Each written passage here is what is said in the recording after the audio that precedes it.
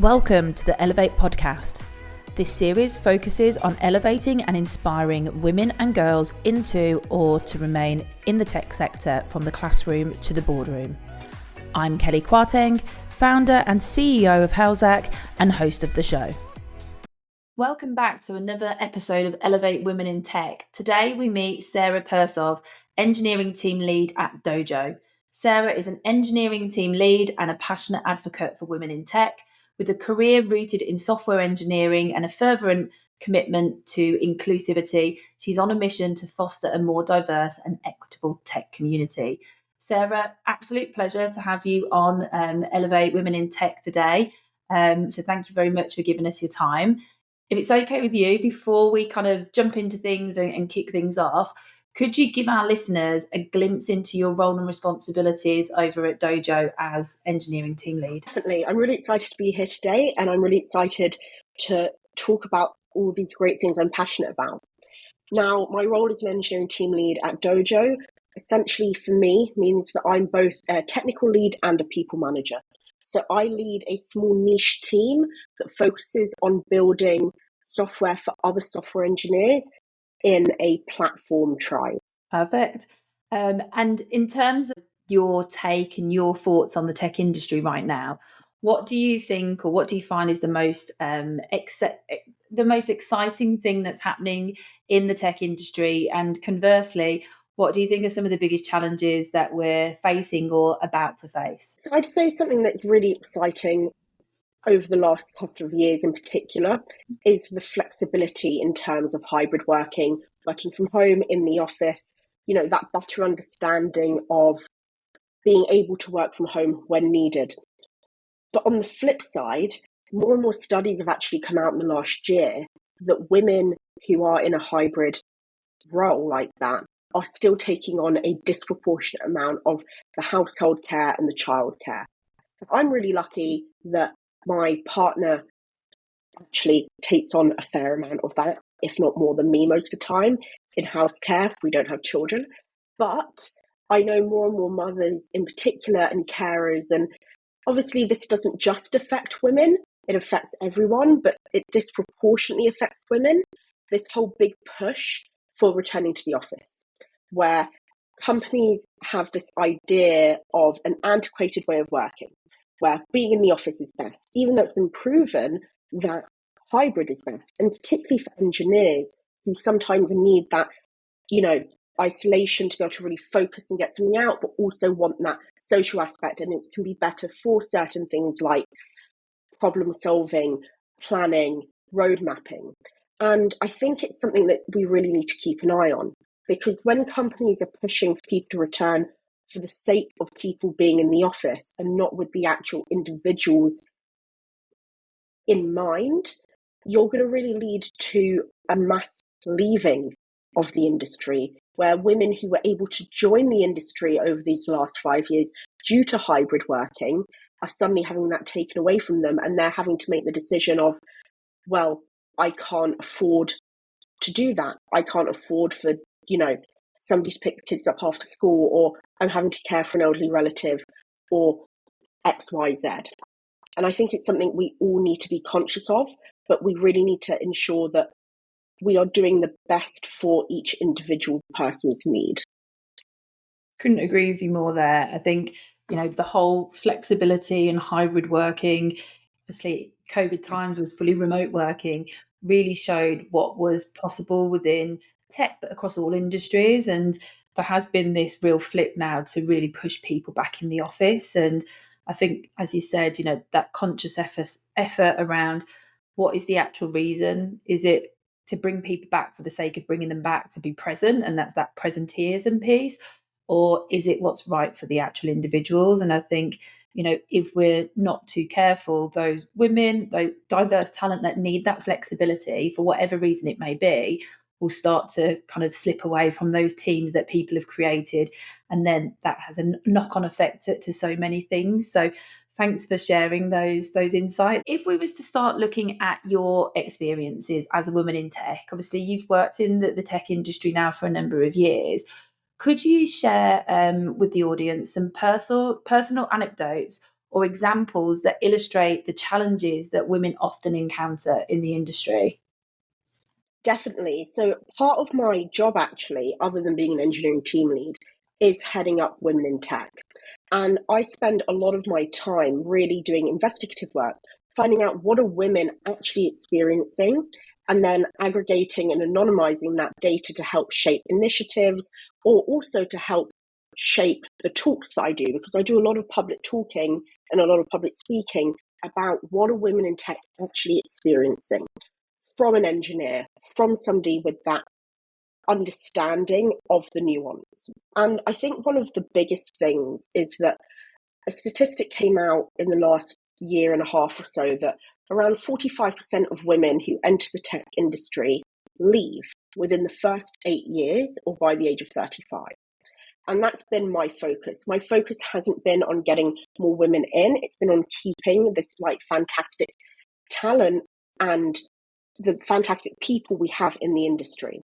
Now, something that comes up time and time again that I myself have actually experienced, but so have so many others, is how you're essentially isolated and excluded, and it becomes really hard to get that foot in the door with a new team, with a new manager, where you might not, especially if you're the only woman in the team and they all have something in common, like football, and they go out for lunches and they're bonding. And you're not able to kind of take part because you don't have any interest in that. And what then that leads to is this huge knock-on effect where, you know, you've got stand-up, you've got reviews, and because you don't have that bond, people are naturally more likely to view more favorably their friends, right? So when your manager doesn't have that bond with you, they're going to look at you in a slightly different light. And this is subconscious. And especially if they've got other unconscious bias, that often comes up where women aren't starting on an equal footing, they're having to kind of fight for that basic respect due to people having misconceptions about why they got their job. So that then translates into, let's say, the person who's running the stand-up having different expectations of them. Instead of, oh, what can I do to support you? You know, this ticket's taking a bit longer. It's, why haven't you got there yet? What don't you understand? You know, it's the same type of thing being said, but the entire way it's being said, the tone, the implication is different. That then has a big knock-on effect on when it comes to times like reviews, because when people are thinking about your performance, they're not thinking of all those times you went above and beyond for them because that became normalized. They're thinking of that, you know, subconsciously there's that disappointment tone that's always kind of in and out of all conversations. It's the fact that you're, you know, maybe you're not a team player because you don't go to football with them after work, or you're not taking discussions in the pub about this and that. Maybe you can't go to the pub after work because you have to run home, and you're losing out on that bonding. And that then means that your career progression is stunted. You're having to fight just to be seen. You're having to fight for respect, let alone, and not even just respect for the actual work you're doing, the general respect. And you're often expected to manage other people's emotions, other people's expectations of you, because women are so often put in that pastoral caring mode. And what that then means is that, you know, if you do decide to leave or you do go for a promotion, you're having to fight much harder. It isn't just, oh, you need to negotiate better. You don't necessarily have the tools to negotiate, or your confidence has been knocked down so much, like, you know, death by 1,000 paper cuts, that you don't have that drive, you don't have that push or that support network to go for it. Or even if you are moving job, to go for the right role for you. Often women get rejected because they might actually be overqualified, but they don't see that they're overqualified because they haven't had that person celebrating them and cheerleading them and building up that confidence and trust within themselves. And there's so many things that you've highlighted there, and you know, I'm sure that the people listening in right now that's thinking, I can relate to so many points that you've just shared. And I think, you know, that unconscious bias, that subconscious, that that just not being aware of the team ethos that's being built, and how that can kind of, like you said, isolate and exclude women. And sometimes I don't think it's done with intent. It's just the way that that manager that the woman might be working for is always led and always managed. I think for anyone that is listening in, and obviously from your experience and from the people that you've spoken to, I'm sure there's a lot of frustration that has come across. How did you, or how did the people that you've spoken to navigate these situations? And what advice would you give or offer to women that are listening in that are facing similar challenges to tackle this? So I think one of the most important things that I personally have done everywhere is that I found somebody I can really trust. And often that is somebody in a more senior position.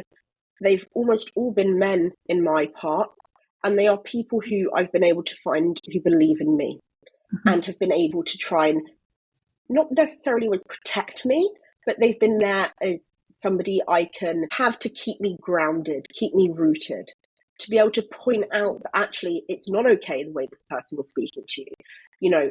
And I'm very fortunate that Dojo, my manager, Jag, is that person for me, that he's able to be my support. I would also say building up a support network, it's incredibly hard, but it's so important. I am really fortunate that my partner is also in tech and is able to be that sounding board and support network for me. And that, you know, in the past, there have been situations where, yeah, my advice has often been leave, find somewhere better. And the way you find somewhere better is really important. It's by working with recruitment firms who have a track record of caring about women in tech and DEI, but also reaching out to people. If there's a company you're interested in, reach out to someone, reach out to a woman in that role who works at that company and find out what do they think. You know, people want to help, and I found, especially in women in tech communities, people are really eager to be transparent and helpful. Couldn't agree with you more. Since being involved with the women in tech community, the arms are always open. There's always someone there to listen. And I think your advice that you just gave for those that might be experiencing some of these frustrations, from what I heard, it was find that support network, find those people that can be your sounding board. And then if you are really in that bad place and it's time to potentially move on, making sure that you find and do your research on those companies before you make that jump and you make that move elsewhere. So thank you for sharing that great advice. Reflecting on your career that you've had so far, how have you witnessed the landscape for women in tech evolve over time? And do you think we're making meaningful progress? I would say the landscape has changed dramatically, particularly over the last 5 years. I think women in tech and DEI is no longer just when times are really good and somebody wants to do a, box ticking exercise, we can do it. Companies are starting to realize that having a diverse group of people working for them means that their products are going to reach a wider, more diverse group of customers, and how important it is for the psychological safety and longevity of the people who work there. I will say that overall we're on an upwards trend, but there has been some backsliding.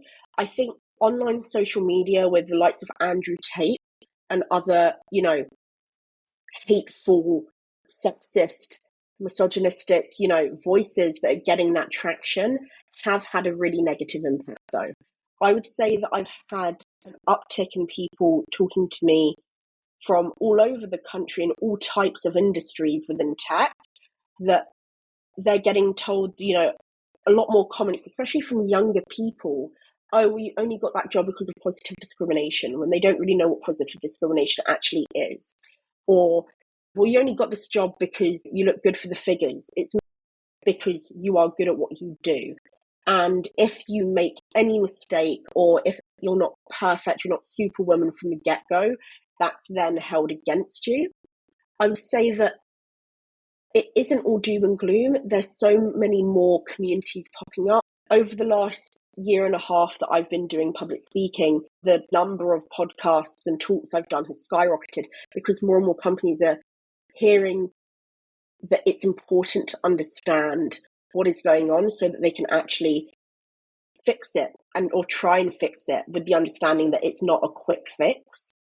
And I think in particular, as we're moving away from the only career path being university, where we've got a lot more apprenticeship schemes coming up, that's a really important thing, especially focusing on career switches, focusing on, mums who are ready to re-enter the industry and things like that. These are all incredibly positive steps, but also the education piece is really important because ultimately, when you start out, you are going to mimic your manager's behavior because that is the way that you know that you are going to stay in your job, right? And this is incredibly important for people entering the industry, where if they are put with somebody who is more old school in a, point of view towards women working in tech, or if they do have some conscious but sexist behaviors, or even if it isn't subconscious, because it isn't always, they're going to mimic those behaviors. Even if they don't agree with them, they'll still try and mimic them because fitting in is so important. And you're going to then learn those bad behaviors and bad habits and take it forward. And that's why I think it's so important that more and more senior management and CTOs and engineering managers are actually paying attention and are actually going out of their way to learn to try and correct their behavior. Absolutely. I think, you say so many great points there. And I think that learning piece, I think there's been a definite shift in companies trying to be less box check, like you said, times are good. Let's just do this because it's part of our corporate social responsibility, or it looks great on the website and things like that. I've started to see a way more conscious effort from the companies and the organisations that I work with. And there is that upward trend to more engineering leaders, VPs of engineering, CTOs, educating themselves. And that's the men and still the women that are going on those journeys. So, I couldn't agree with you more. And I think there is a shift, and there's obviously still a hell of a way for us to go. Otherwise, we wouldn't be having these conversations. But I would agree, it's all going in that positive steps and that positive direction. Let's delve into the name of this show. So the name of the show is Why Women in Tech is Not Just About Women in Tech. So I know it's a talk that you've done in the past, and it's one that I took from your own website when I was trying to think of the name of the show. So from your kind of perspective, how does the underrepresentation of women impact the industry as the whole? And as the title says, Why Women in Tech is Not Just About Women in Tech. So I think it's one of those things that is really obvious if you are aware of it. And what I mean by that is if you're building a product, you want to be able to reach the widest margin of your customers, of your users, right? But when you have engineers building these products that have no actual hands-on experience with it, they can only guess. And even if you do really good product research, even if you do really good user interviews and you gather requirements in a really, inclusive and accessible way with real diversity in there, it's always second or third hand. And it often also means that you're only asking questions that you need to ask. And what that can then lead to is products not actually being fit for purpose or are just too targeted towards one gender. Now, a really good example of this is period tracking apps. So when Apple Health launched, they didn't have period tracking. And then it took, I think, like 6 to 12 months for them to implement it. And it had the assumption that every period was 28 days long. You didn't have the ability to change that. Now, any person who has experienced periods in a menstrual cycle can say that even if they have the most regular cycle in the world, you can't assume that it will only be every 28 days.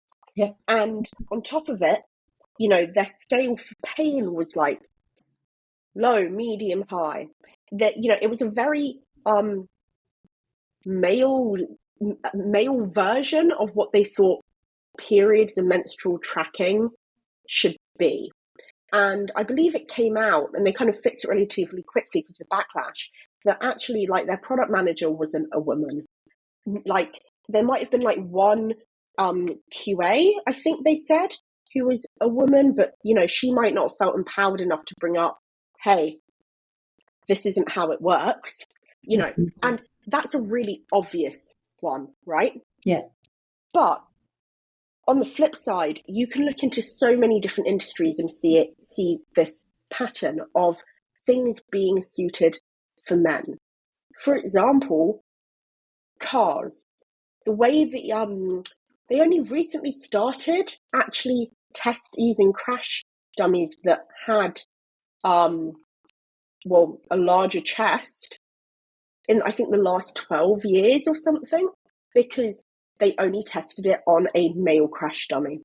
And women were having a much higher rate of serious injury in car crashes whilst wearing a seatbelt because they hadn't done that, like, testing, but also just didn't include it.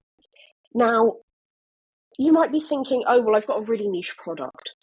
What could being, a woman have anything to do with using this random thing? You don't know. That's the honest truth. You don't know what you don't know. Yeah. You don't know what questions to ask if you haven't been involved in any aspect of another culture or another, gender.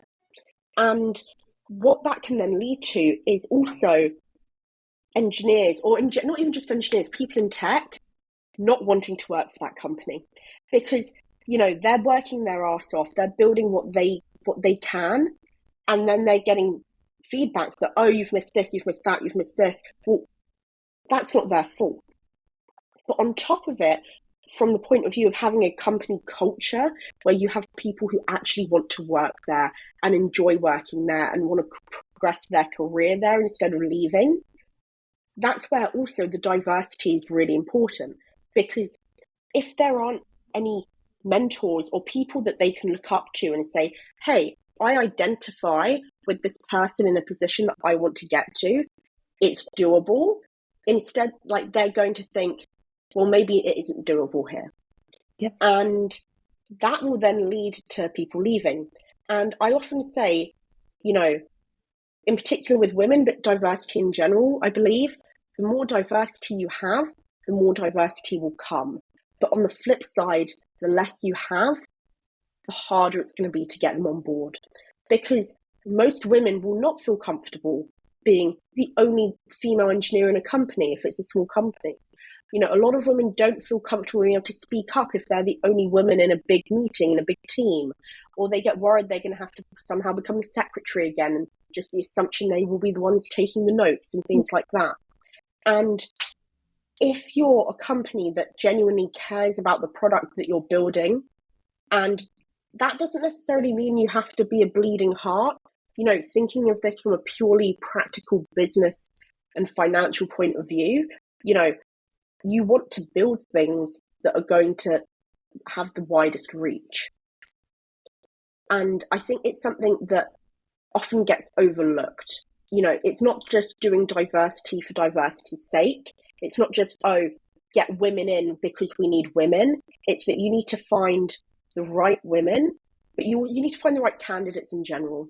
And if you're only interviewing male candidates, then you are not actually setting yourself up for success.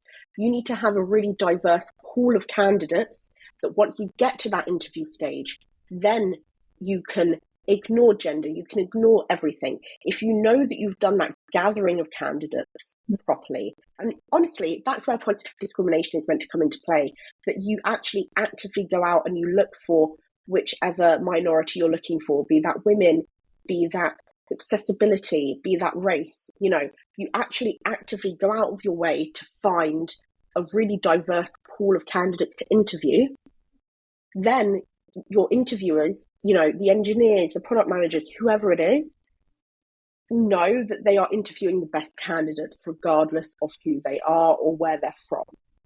And that will lead to a much better work culture and product.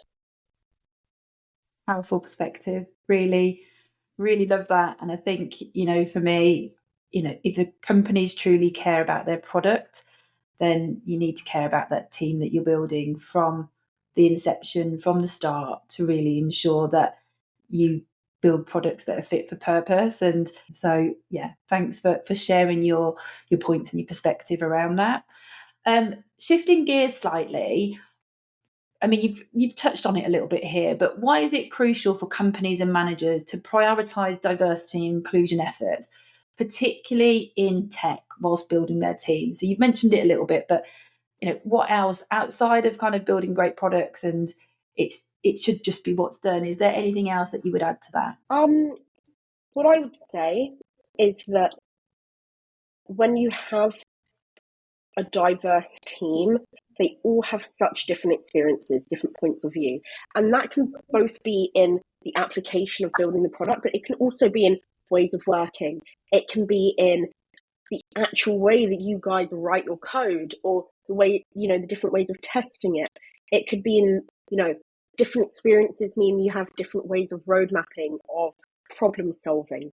And ultimately, you want to build a really secure, tight-knit team who feel safe to say no, who feel safe to disagree and to go say they want to try something different, and they feel safe to try and therefore safe to fail, knowing that it isn't failure, it's just a learning experience.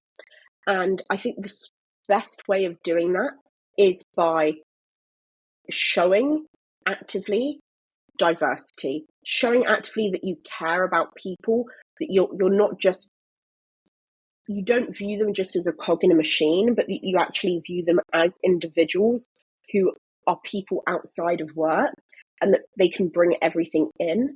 Because what then happens is you get into a rhythm. You guys start working much more in a fine-tuned way. You bounce off each other. You all grow within yourselves, but also you grow by extending your understanding of others.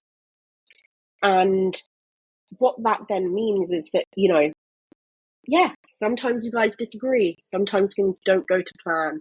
Sometimes you completely miss the mark, but you learn from it because you have that psychological safety, and you've got that belief in the people you're working with, but particularly belief in your manager that they will do the right thing, and that they care, and that they care not just about, what the business wants, but they care about you as a person. And that then means that, they will feel safe to try, and safe to figure out new things and try new technologies and try new everything. And also it means that they will feel much more comfortable suggesting other people join the company. So much happens by word of mouth, so much happens through networking. If you don't feel, that your company or your manager or whatever, whoever in the management side, hierarchy actually cares about women in tech or diversity in tech, if you are not the cookie cutter standard, ethnicity, gender, XYZ that is the majority within your team or your company, why would you then feel comfortable suggesting that someone who doesn't fit into that should join your company? And that's really where you get really fantastic talent, because people are only going to recommend people they trust. And if you rate that person, you're going to naturally rate who they suggest because they've worked with them or they're close friends with them and they understand the way of working and the way that they think, etc. And when you only, apply the same metrics to everyone and the same ways of working and the same, you're not actually looking for engineers. You're not actually looking for individuals. You just want somebody to, get stuff out the door. You don't care about quality, or you don't care about the scalability or the the extendability, you just want to, like fast fashion, get it out, Yep. then you're really limiting yourself and your company. Couldn't agree more. And I think having that diverse team, it brings that diversity of thought. And exactly like you said, if you've got that diversity of thought, that safe culture, that safe environment when people can step up, they can challenge, you can trial things. It's about your manager supporting you to the right thing that's done. I think that's where great things come from. And your point on when people are in environments that they feel comfortable, they are going to recommend others. No one recommends a bad hire. No one's going to recommend a bad person. So actually, if companies are then looking to grow teams and they're getting those internal recommendations, like you said, they're going to be getting some of the best talent that's out there because people, like you said, feel safe to be in that environment. They feel heard. They feel like they have a voice. So they're going to bring others with them. And Yeah. these diverse groups of people are much more comfortable and will recommend when they're in those safe environments that they feel.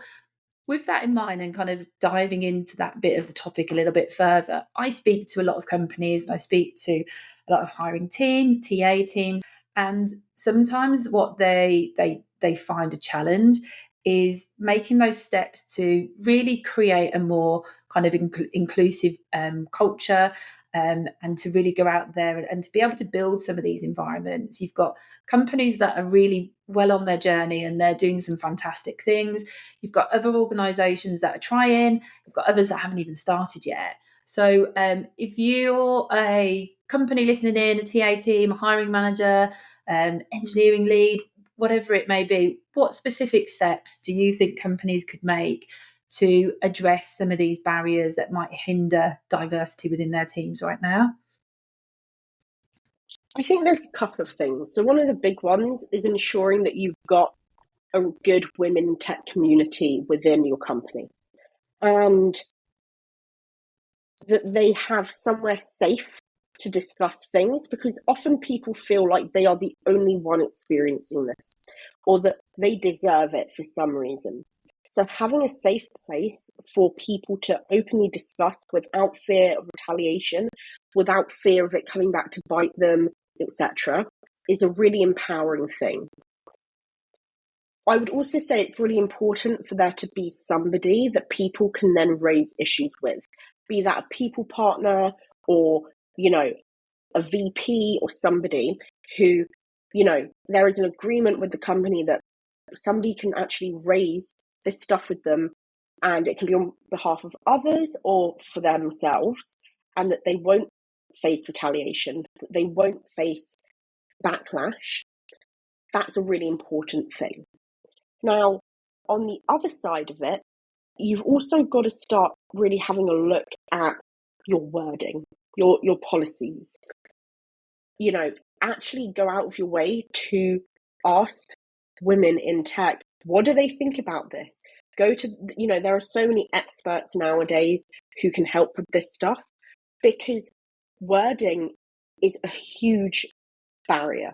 A lot of women will only apply to a role when they tick, I think, seven to Yeah. eight, like 70 to 80% of it. Whereas I believe I read the statistic that men apply at 30. Yeah. Now, what that means is that you have a lot of women who are not going to be applying for those roles, or even if you directly reach out to them, will say that they don't think they're qualified for those roles because you're saying, oh, we want someone who can do all the following. When really it should be, what are the fundamentals that they need? Then what are the one or two things out of the nice to haves, and then these are extras. And really making sure that you're not from the beginning cutting people off, but also then start actually engaging with that community, engaging with people online, being open and essentially okay with hearing that you might have done something in the wrong. You might have done something that has upset people. You might have done something that actually society's moved on, and whilst it was okay to do that 10 years ago, it isn't okay now. Nobody's perfect, and it's all about that continual self, review. And it's okay to feel upset, it's okay to feel hurt or defensive because you didn't mean to do that, but it's how you then progress that's important. And really hearing what the women in your company are saying, really hearing what podcasts like these are saying, and seeing how can you make small but sustainable changes. Because there's nothing worse than going out to your company and saying, we're going to be focusing on women in tech or DEI, and we're going to put all this stuff into it. And then 3 months later, oh, well, we never kept up the momentum. It was too much. You took on too big a bite. It's much better to do small, sustainable changes that won't just drop off as soon as somebody moves role or somebody leaves or things get a bit tough. Couldn't agree more. Those small steps make such big leaps forward. And from what I heard out of your tips, I mean, they were all excellent suggestions. The one thing I always say to companies when I'm working with them is engage community beforehand. Think of the community that you want in whenever it may be and start that engagement now. You might not be hiring right now, you might not be growing your team right now in those areas, but at some point, maybe in Q4, that might be something that's on the agenda and hiring comes back up again. Don't just stop because you're not hiring in Q2. It has to be that continuous approach to ensure that community, like you said, feels heard, listened to, and everything else. So brilliant suggestions, and thank you for sharing that. Now, look, I want to be a little bit controversial, if that's something that you don't mind. So, what are some of the common misconceptions or blind spots that men may have regarding gender inequality in tech, and how can these blind spots be addressed? I think there are a few. One I've already mentioned is the way people view positive discrimination. So a lot of people, and it's really, fuel to the fire, been made a lot worse by the online voices such as Andrew Tate. It's this idea that positive discrimination means that you are hiring someone due to the positive discrimination only. And therefore it means that somebody who might be more worthy of it has lost out just because they're a white man or something. That is not how positive discrimination works. Instead, it's when you're gathering candidates where that role is still open for the white man to apply to, but you've got people who are actively looking for diverse talent to add to that pool. So that when it gets to the interviewing stage, the interviewers don't need to think about anything other than the skills and the best fit. Now, that then is a really big thing because it really influences the way people actually view and respect women in tech. Another big thing is that just because you're a woman in tech, that doesn't mean you need to be treated with kid gloves. So I found occasionally that people kind of flip and they go from being, really ladsy with me, and I'll be like, hey, guy, I'm not comfortable with that, to then as if I'm this really fragile thing and they're worried about even saying women. All of a sudden, I can just break. Women are people. It's really treating people with respect and being professional, right? And I think often that professional side of it is where the controversy comes in. Because, if you're thinking, oh, I wouldn't be comfortable with somebody outside my team hearing this, are you being professional? If you're making comments that a woman's going, guys, that's not okay, then realistically, you're probably not actually being professional. But also, just treating women differently because they're women is just as bad. Women want to feel respected. You don't ever want to be in a situation where you're wondering, did I get this job because I'm a woman? Yeah. Ever. And I think those are the really big things. And it comes down to equity, about treating each person with their individual needs. And this is something that I'm particularly big on because I have a lot of health problems, both physical and mental. And I have bright pink hair, I'm very short, I'm very bubbly. People have this idea of who I am. And then they get very taken aback when I swear, or when I will happily go head to head with them over something I disagree with, or that, after work they'll find me outside doing apparently traditionally masculine activities such as drinking and smoking. The amount of times people said, "Oh, I wouldn't have expected you to do that." Why? Like, what are your preconceptions that you're applying because of the way that I look or the way that I speak? And like, I'd say the last one really that comes to mind is just because a woman might not be super bubbly or use loads of emojis and exclamation marks, that doesn't mean that they're being cold or they're being a bitch.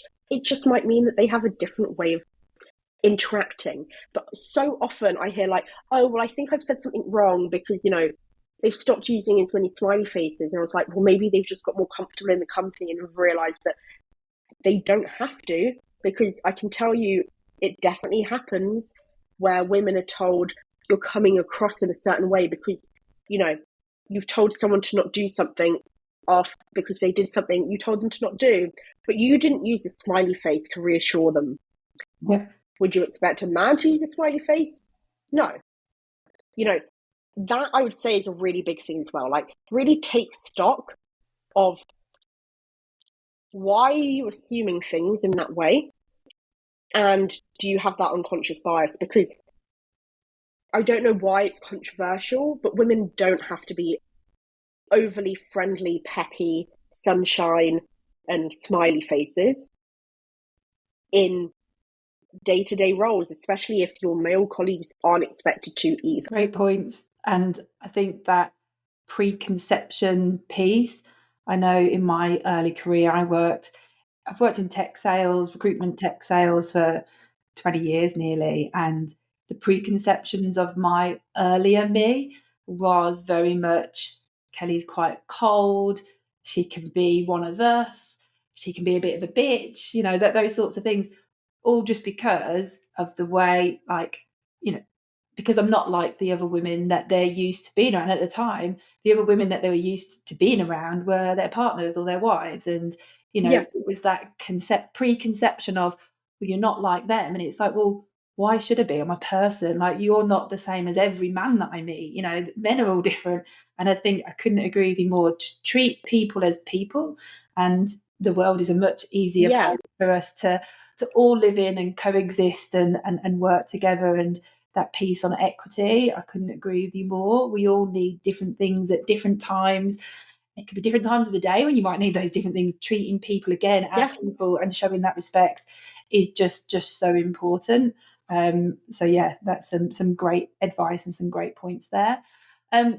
We're coming towards the end of the discussion and the episode, but before we wrap up, I'd love to touch on the role of women in supporting women and supporting ourselves, Yeah. uplift each other in the industry. So how can women in tech be allies to one another, and why is this just as important? So I think something that's genuinely really important is the fact that not all women will experience the same things. Now, even within the same team or area, I've had situations where one woman felt like everything was perfect. She'd never faced any sexism, any subtle discrimination. And then I had another woman in the same area planning on leaving because she couldn't handle it, right? And both are valid, but it's about being open and hearing that, like, actually, yeah, you might get treated differently. I know that I certainly am treated differently to other women at times because I'm forceful and because I'm strong-headed and won't take no for an answer when I want it and stuff like that. And whereas I know other women who are quieter or don't have that same confidence to talk up, don't have that power. And that's honestly a big part of why I'm doing my advocacy and activism for women in tech, because I am in a position that I have that support, I have that passion, and I know that I can make a difference. And it's my duty, therefore, to help those other women who don't have that voice or don't have that protection that I do. So the biggest thing is talk, listen.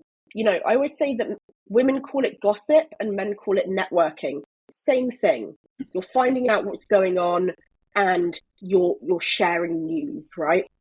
And it's a really important thing because often women, like I've said, feel so alone. They think they're the only ones experiencing it, or that this is the norm. If they know others experience it, they're like, well, this is normal. It isn't. It isn't normal to be treated differently, or to feel like shit, or to feel like you deserve to be treated badly, or that you don't deserve the same level of respect. Therefore, like, women helping women, it's cheerleading each other. That whole like trope from like TV shows and movies of like, women pepping each other up and stuff. It's real. It's really important that you support each other and you don't pull the ladder up from beneath you. If you have been able to get past something or to get that promotion or to move ahead, making sure that you then actually leave a rope and help them get up there too. Because that is what men do.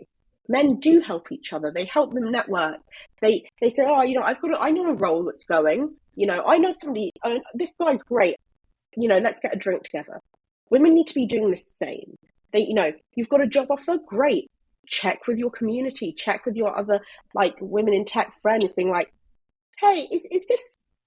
Should I negotiate, or do you think this is a good salary? How are these benefits? It's that type of camaraderie and support network that will really elevate you, but also when things are tough, are there to support you and sometimes, shape some sense into you.